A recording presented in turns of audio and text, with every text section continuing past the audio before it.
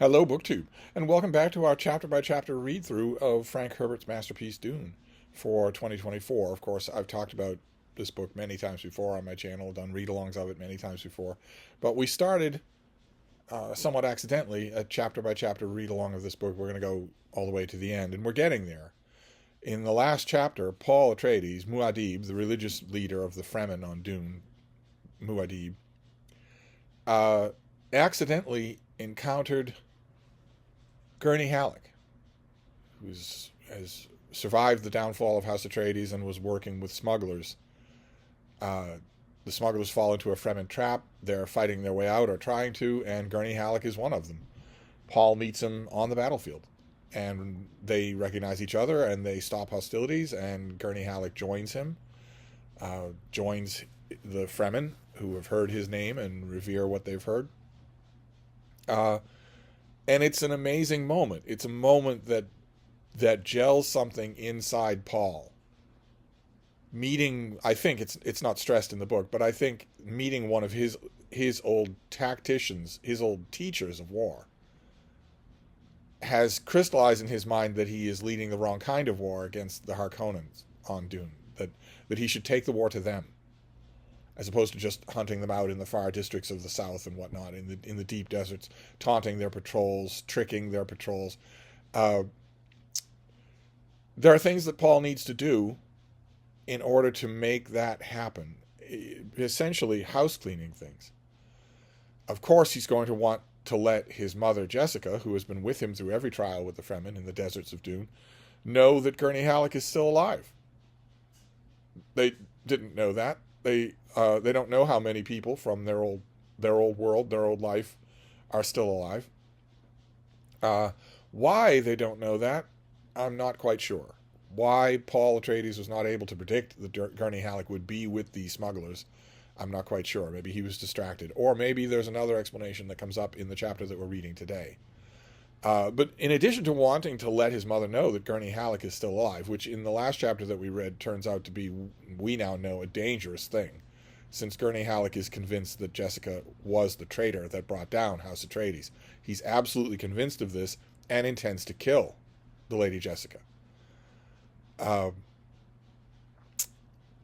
It's a bit odd on its own, but we'll leave that for now. There's a much more pressing problem in Paul's mind, since he doesn't know what Gurney thinks, which is that the young men, the rowdy young zealots among the Fremen, thousands and thousands and thousands of them, people who will do anything for him, people who his visions of the future have shown marching under the Atreides banner to conquer the galaxy. Those young men know only the Fremen way, and the Fremen way is that when someone is a full Fremen, in other words, when he has ridden a sandworm on his own, which Paul has just done, then if he is the strongest, he must call out the leader, kill him in single combat, and become leader that way. Stilgar is the leader of the Fremen, and he tells Paul in an earlier chapter, I had no personal antagonism towards the man I killed to take this position.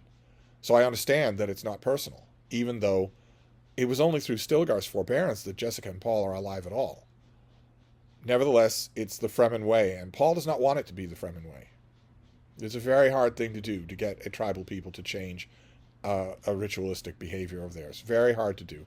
He knows that. His mother knows that. But he has that on his mind as this chapter opens.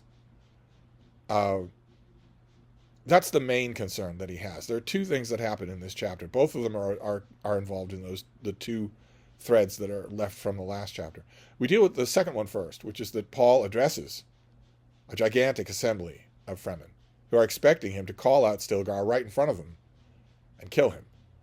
And Paul very succinctly and very quickly teaches them otherwise.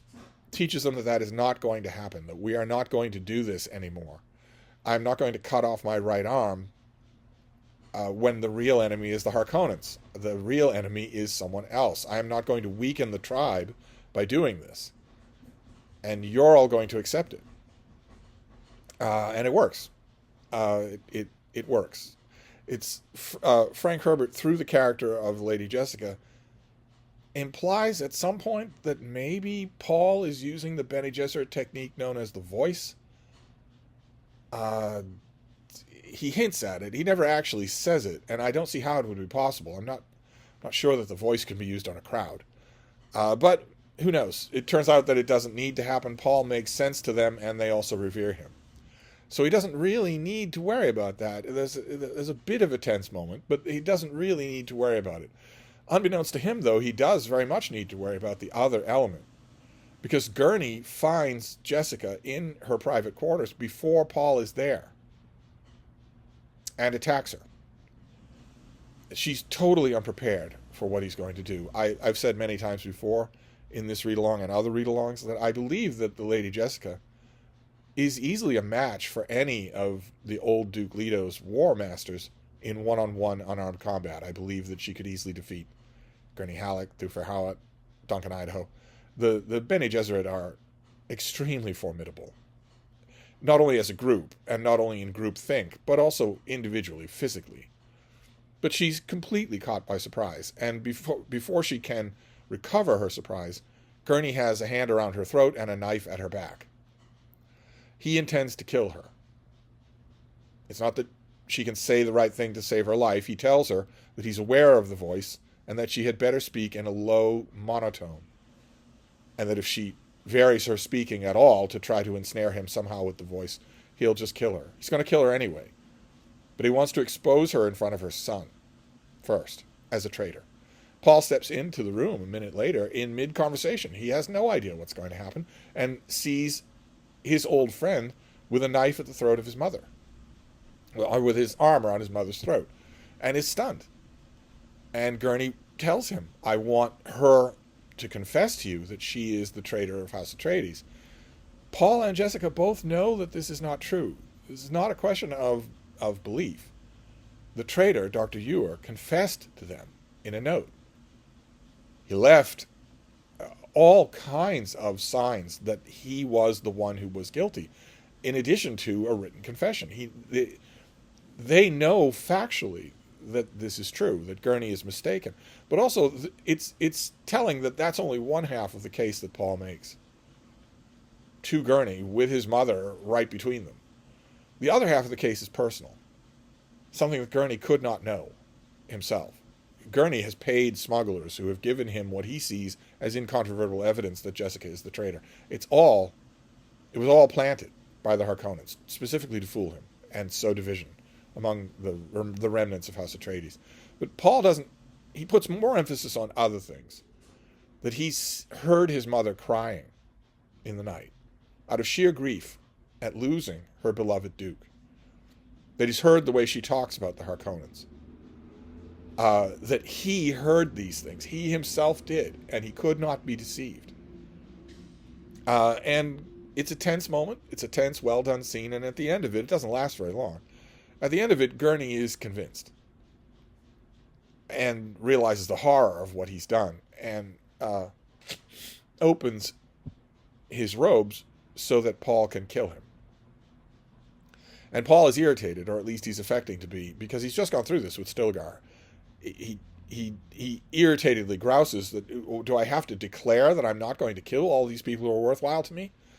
I'm not going to kill my nearest and dearest. And Gurney then turns to Jessica and says, well, you, surely, my lady, will kill me because of the wrong that I've done you. And she handles it very well. In addition, says this is just a disagreement between old friends. Why don't you get your musical instrument and play us a song? The moment is smoothed over well. It heals naturally. It feels real. It feels like the way that three adults would handle a very serious disagreement that almost went fatally wrong. And Paul leaves the room because he's not happy with how the confrontation between the three of them went. He's glad that Gurney didn't kill his mother. He's glad that he didn't have to kill Gurney. But the thing that bothers him is that he didn't see it. His visions did not warn him of this. It's one thing to encounter Gurney Halleck out on the sands as part of a smuggling band. Okay, it's one thing. But a life and death threat, a knife-edged threat to the life of his mother, Paul is shaken that he did not foresee this moment, that he didn't see it in his visions. And he guesses as to the reason why. The spice, melange, that permeates the world of Dune enhances prescience. in some humans. It enhances their ability to see the future, especially in, I guess, the bloodline that has been carefully created by the Bene Gesserit in House Atreides. And Paul suggests to himself that maybe the reason why he didn't see it is because he's getting a little bit numb to all of that. The spice is everywhere. He's building tolerances to it. Maybe that's the reason that his visions did not extend to this incredibly vital moment. It makes him wonder what other vital moments he might be missing. In other words, the messianic figure here needs an edge, and he worries that his edge is blunting. And there's a way that he can sharpen it. There's a way that he can sharpen his prescience, and he knows it, but it is deadly. It's fatal. As far as anybody's concerned, it's fatal. It's the water of life, which again involves the spice, and it involves a sandworm, a baby maker. The Fremen refer to sandworms, which get enormous. They get as long as Rodeo Drive. They refer to them as the maker. And, of course, adult sandworms are indestructible. They're forces of nature. The Fremen have learned how to ride them, but not how to defeat them. You've got to get out of their way, or they'll eat you.